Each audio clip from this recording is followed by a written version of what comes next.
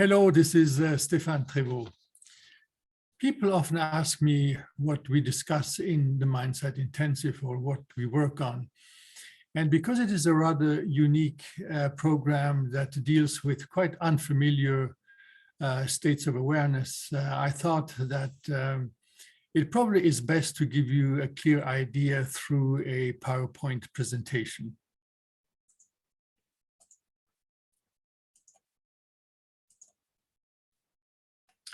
I call the Mindsight Intensive for also the Arch of Insight, where we discuss and we explore the spectrum of awareness. I call it the Arch of Insight because it spans the physical, the mental, and the transcendental without any magical thinking. Or you could also say it spans the field of consciousness, the field of nothingness, and the field of emptiness without any kind of magical thinking. So here is the original problem. We all want peace, serenity, contentment, safety, equanimity, happiness, well-being, you name it. And we all try to achieve it, or we usually try to achieve it at first, by relying on our presumed ability to understand and predict how this world works in order to influence the interactions between ourselves and other entities in a way that maximizes our happiness and minimizes our suffering. However, as we do that, we quickly realize that it does not really work as well as we expected. Why? Because, to summarize the whole thing, we live in a represented reality that is constructed by the brain and the mind, and then we project that constructed reality on real reality. So the solution, in order to achieve those goals of well-being, we must become familiar with our mind and then learn to use it in skillful ways that increase the likelihood of wise actions that promote well-being. So this implies mind training.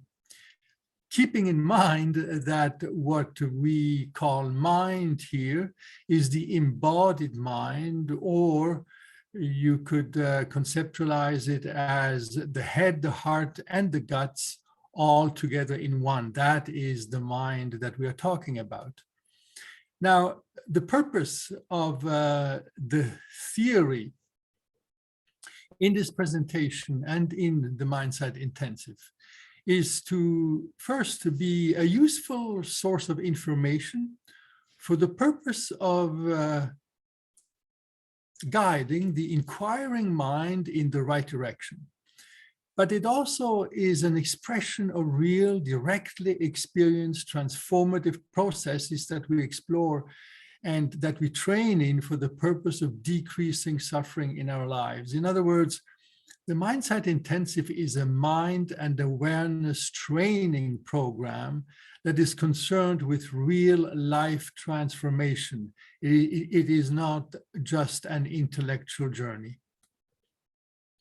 Now, I talk a lot of mindsight. Now, mindsight is a word that Daniel Siegel has come to use, which describes the following three aspects. First of all, the ability to perceive one's own and other people's internal world and the inner world of minds in general. Second of all, the ability to monitor the flow of energy in the body and in relationships. And thirdly, our ability to then modify this monitored energy flow so that our organism can grow in the direction of becoming a more functional whole, experienced as health and well-being. No, it's not health. That's exactly the point, that when we develop mindfulness, life ceases to be hell and we move into a state of what is called integration, which is experienced as health and well-being. Now, this mindsight can be achieved through meditation on one hand, which is really through exploring the relationship to ourselves, the relationship with oneself, by penetrating the energy flow and expanding awareness modes. Or mindsight can also be achieved through psychotherapy. In other words, through relationship with a therapist by making sense of one's life story. So in psychotherapy, mindsight develops through what we call narrative integration, the ability to make sense of our lives. And in meditation, it is more by penetrating the deeper and finer energy flows. Now, what do we draw upon in order to do our work and develop mindsight? First of all, we draw upon our own personal experience. That's very important as we train. The direct, embodied, present moment lived experience. We also draw upon several traditions, which is the shared subjective reality. The psychotherapeutic tradition, the meditative contemplative traditions, as well as the philosophical traditions. In this context, I draw a lot on the philosophy of Kei Nishitani. Finally, we also draw upon our shared objective reality, which is science. It is, I always stress that this whole journey is not based on any belief system, on any dogma, on any doctrine, no gospel, no creed, no magical thinking. Now, having said that, we do want to keep in mind that the mindsight includes two aspects of the mind, the rational mind as well as the intuitive mind. The intuitive mind is at least as real as the rational mind. Albert Einstein once said that the intuitive mind is a sacred gift and the rational mind is a faithful servant. We have created a society that honors the servant and has forgotten the gift. So in this Mindsight Intensive, we will not forget the gift. Furthermore, it is important to differentiate between pain and suffering. Pain is unavoidable, inescapable. It is an inevitable consequence of being a sentient, embodied organism with a nervous system.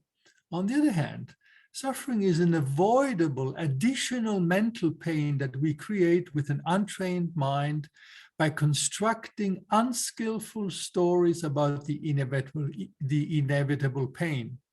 So avoidable suffering makes unavoidable pain worse. And when we speak about liberation in the context of this journey, we speak about liberation, the elimination or the decreasing of suffering, not the elimination of pain, although the elimination of suffering does have the effect of decreasing our experience of pain.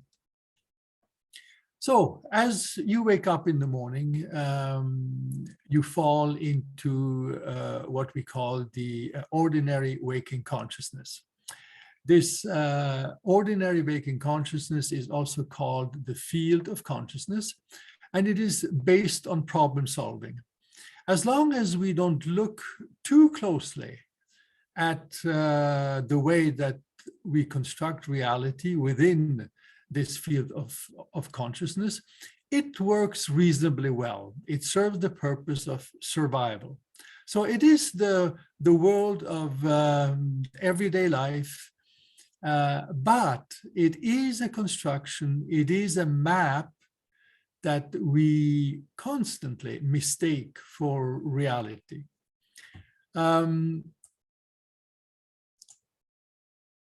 You can say that it is as if you were looking at a coin only from one side, never flipping the coin, or looking at the moon. As you know, when you look at the moon, you always only see one side of the moon. You never see the backside. the field of consciousness concerns itself with existence. And in many ways, it is in fact a one-dimensional view of reality.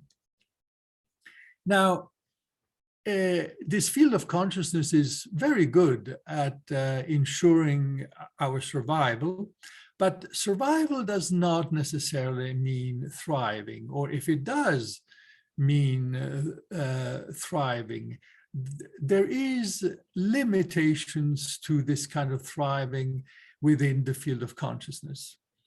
The moment we start to look more closely, reality reveals to not be what it seems to be. And our attempts at being more consistently content turn out to not be as successful as we would like. In other words, we start to discover unsettling cracks and gaps of unknown darkness that emerge in the field of consciousness. So we start to have the sense there is some kind of a backside here to the coin or to the moon that we don't see. And we start wondering, is that all? Is that really all there is? Is that the limitation? These cracks, they begin to give us a sense that there is more to the story than what we see in our familiar waking consciousness. Now, the nature of these cracks and these gaps has many aspects, and I'm not going to go through all these points right now. By the way, you can access this slideshow as a PDF file. But suffice it to summarize it in one sentence. The nature of these cracks and gaps is when we realize how powerless we seem to be in the face of life's painful limitations. There's only so much that we can achieve with problem solving, and then there's a big question mark. So these cracks and these gaps, we experience them as quite unsettling and disturbing. It is as if we were coming across a mirrored door, not realizing that it is actually a door that we can open. We simply think it is a mirror, and the whole reality that we're in gets mirrored back to us through the mirror, which is what happens within the field of consciousness. You can see here I symbolized it with these white arrows. We assume that ordinary waking consciousness is the only awareness mode that is available to us. And therefore, we tend to find ways to distance ourselves from these cracks through problem solving within the field of consciousness. We don't like feeling unsettled, so we try to push it away. We try to shove it under the carpet. This process turns out to be satisfactory only to a limited degree that does not bring lasting peace and contentment. It is as if we lived in a nightmare, and in order to feel better, we try to improve the world of the nightmare instead of waking up from it. Here we are at a dead end. Our familiar awareness mode leads us to a dead end, and in order to tap into the unfamiliar, expanded awareness modes, there is going to be a significant shift that has to happen. Now imagine for a moment, here is your room in the house. Huh? This room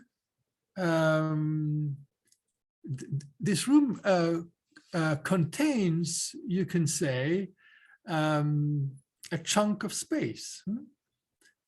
Here it is, this chunk of space that is delineated by this room.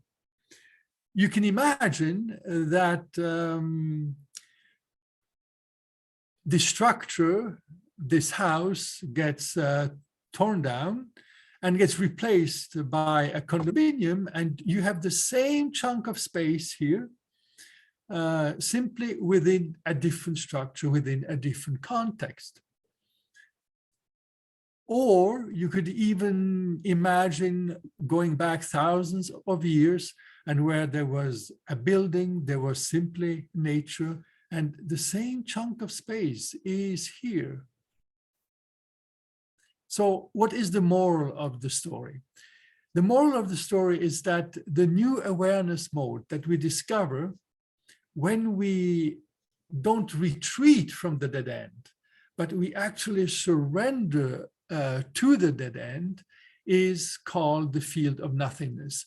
I am borrowing this notion from the philosopher Kei Nishitani, who uses it within the context of philosophy. We use it, I borrow it to use it within the context of mindfulness training. And so suddenly we realize that there is a backside to the coin. There is not only heads, but there's a tail. There's not only the front side of the moon that we see, but there's also the backside. So suddenly reality takes on a two-dimensional sense, a two-dimensional character. And we realize that we are faced here with an either or. Either existence and life, or non-existence and death. Because it is, this field of nothingness is entirely different from anything that we experience in ordinary life, it feels unsettling, it feels disturbing, it feels disorienting, as it presents itself as an overwhelming power that we are not familiar with.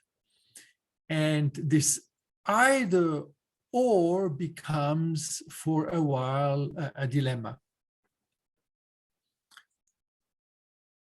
When we are able to pierce through this field of nothingness, or to say it in other words, if we're able to allow the field of nothingness to transform us, when we surrender to this field of nothingness and allow it to transform us, the field of consciousness is then fully recognized as a construction, and one's view of it is completely transformed. So it is like being in a magic show. We thoroughly enjoy the magic, knowing full well that it is simply a bag of tricks. The result is a further expansion of our awareness into what is called the field of emptiness. The field of emptiness is actually the largest chunk here of reality, which encompasses, you can see the rim here, the golden rim. It encompasses both the field of consciousness and the field of nothingness. So we recognize that the field of consciousness is a complete construction, and our view of it now is completely transformed. We still see the reality that we saw at the beginning, but we see it in a completely different light. You can say that now we see it as from a three-dimensional perspective. If we use the coin and the moon here, now suddenly it is not existence versus non-existence, but it is the whole picture of existence and non-existence, and we are the whole of it, the whole picture of it. We call this field the field of emptiness because resistances to what is, whether we like it or not, have been completely relinquished at this time. we're able to get out of our own way and let the universe's healing energies, of which we are a part of, flow more freely. The field of emptiness is the integration of the field of consciousness and the field of nothingness. Sorry, I always go a little too fast here with the slides. So the shift now looks like this. When we started off, we are grounded in seeing the house, in seeing the structure of the room. We are not aware of the space that the room encapsulates. So we are caught in an attachment to this impermanent structure, knowing full well somewhere that this constructed structure is completely impermanent. It comes and goes. Nothing is permanent in this reality. And so nameless, timeless being, in other words, that spaciousness is hidden in plain sight. After having gone through this transformation and now having access and being grounded in the field of emptiness, we experience a reversal, which means that now we are not grounded in an impermanent structure or construction. We are grounded in nameless, timeless being. And from there, we see these constructions coming and going, and we can embrace them with a sense of non-attachment. Now, because of the mind's extraordinary complexity, the human capacity for self-deception is limitless. I have to stress that again and again. And this means that the path towards liberation from suffering is difficult and requires serious mind training. Without being able to go into details right now here, I just want to point out that for every one of those modes of awareness, the field of consciousness, the field of nothingness, and the field of emptiness, there are field-specific attentional and attitudinal skills that are required to successfully navigate the challenges that we meet in every one of those awareness modes.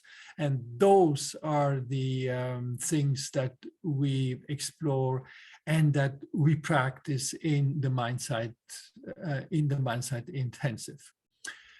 To summarize, in short, we're able to span the whole spectrum of reality, from synapse to sacredness, without religion, by tapping into the dormant potential of expanding awareness beyond ordinary waking consciousness. Now, how does the sacredness